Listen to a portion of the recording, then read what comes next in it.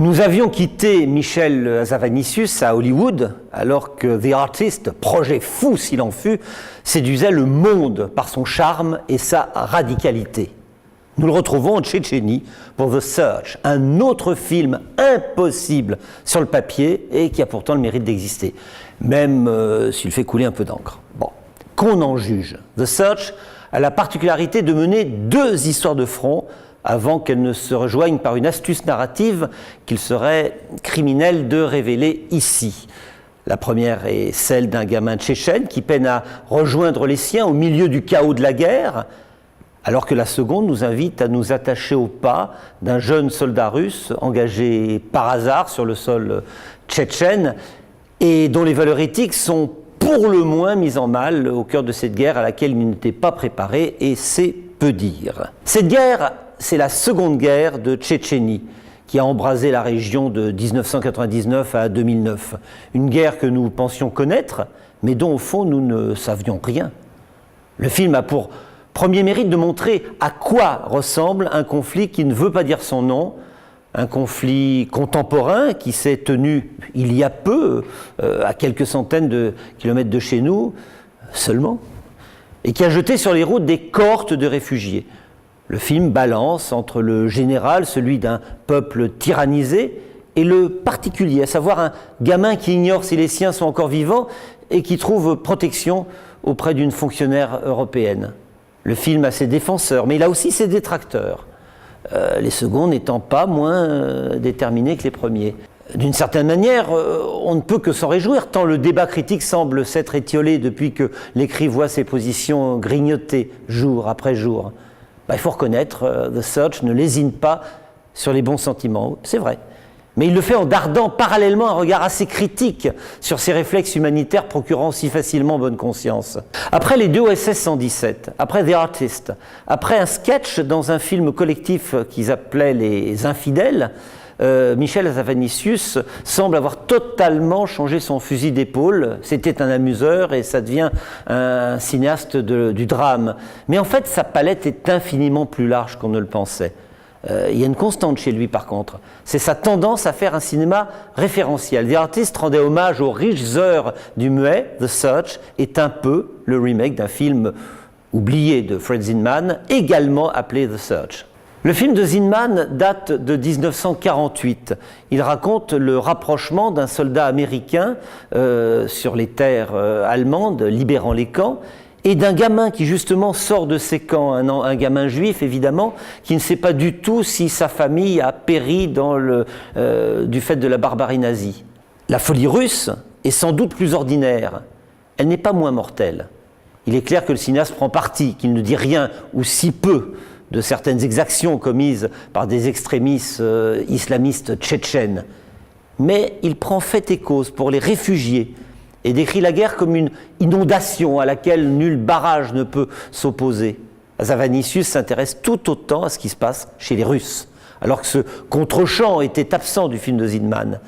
Il le fait à travers le portrait d'un jeune soldat jeté dans le brasier caucasien alors qu'il n'avait rien demandé et qui est transformé peu à peu en monstre ordinaire par l'armée russe, qui, comme toutes les armées du monde, est aussi une machine à décerveler, condition nécessaire à son efficacité.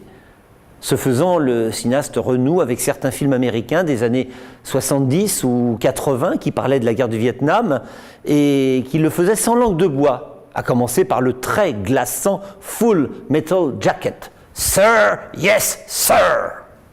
Évidemment, les films soviétiques sont beaucoup plus frileux et aucun film équivalent n'a vu le jour jusqu'ici sur les rives de la Volga pour parler de Tchétchénie. Mais au sujet du personnage, incarné brillamment par Maxime Emelianov, il y a une scène qui restera probablement dans les annales. Lorsque notre homme hésite quelques secondes, mais ce sont des secondes suspendues, des secondes qui durent des heures, entre l'acceptation de rester à tout jamais la tête de turc du régiment et la volonté de passer du côté des vainqueurs, donc des bourreaux. Cette scène est la preuve qu'Hazanavicius est aussi un grand metteur en scène, un metteur en scène de grand talent, ce que personne au demeurant ne songera à nier, y compris parmi ceux qui affichent des réticences sur le contenu du film. The Search est en tout cas un pari audacieux, un film ample, coûteux, qui ne caresse pas nécessairement tous les publics dans le sens du poil. Le film de guerre, le mélodrame ne sont pas des genres à la mode. Et notre homme semble n'en avoir cure, à l'instar de son producteur, Thomas Langman, qui était déjà son alter ego dans la réussite de The Artist, et pour qui le tournage n'a pas été non plus tous les jours une partie de plaisir, tant la logistique posait problème. Il était évidemment exclu de tourner en Tchétchénie, et c'est la Géorgie voisine dont les caractéristiques tant géographiques qu'architecturales sont assez proches, qui a accueilli l'équipe. Mais il a fallu diriger des armées de figurants dont certains étaient eux-mêmes marqués dans leur chair et dans leur âme par la guerre. Il a fallu mélanger dans une même scène des comédiens expérimentés et des non-professionnels, des gens qui savaient à peine ce qu'était le cinéma, des hommes, des femmes qui ne parlaient pas la même langue. Alors on parlait français, anglais, russe, tchétchène, géorgien, et tout ça, ça a dû coexister sur le plateau. On imagine le bazar. Il a fallu trouver le moyen de rester crédible dans les scènes de guerre, sans crever le plafond du budget alloué et sans avoir recours trop facilement aux effets spéciaux numériques. Bref, il y avait toutes les raisons du monde pour que Hazanavicius se plante. Et c'est l'inverse qui s'est produit. Faisons le pari que le film va acquérir une patine et s'inscrire dans la durée pour faire parler de lui dans plusieurs décennies comme le rejeton inclassable d'un projet hors norme.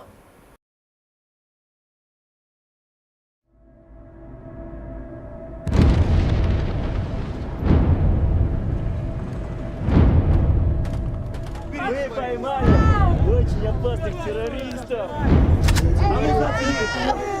Перестань!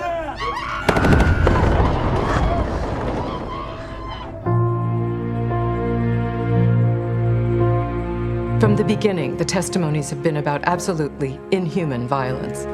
Whole villages are being destroyed. Whole families are just wiped out. And then you never know why there's a kid who makes it. Some of them are so little that it's just a miracle sometimes. You just imagine what ideas we're putting into their heads. You mean we're creating future fighters? I don't know. Every one of them will shape their own destiny. Well, usually kids are just taken in by the community.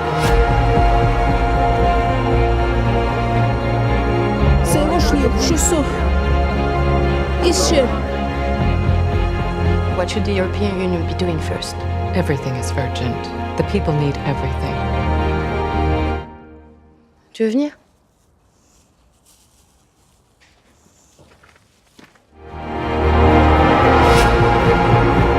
I've had a little boy at my place for the past few days. That's wonderful. Yes, but I'm not sure I can handle it. Would you help me?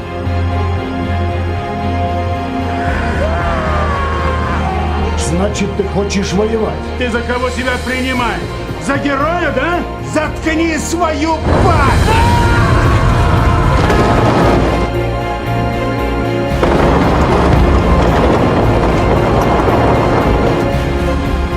The Russian army is doing nothing more than sowing trauma that won't go away for several generations if Europe doesn't intervene quickly. At least to show the Chechen people that the world hasn't forgotten about them. يا ربي يا الله اتسنى وقنا سشي وشتين خليتها اشي لغصون نسخلولا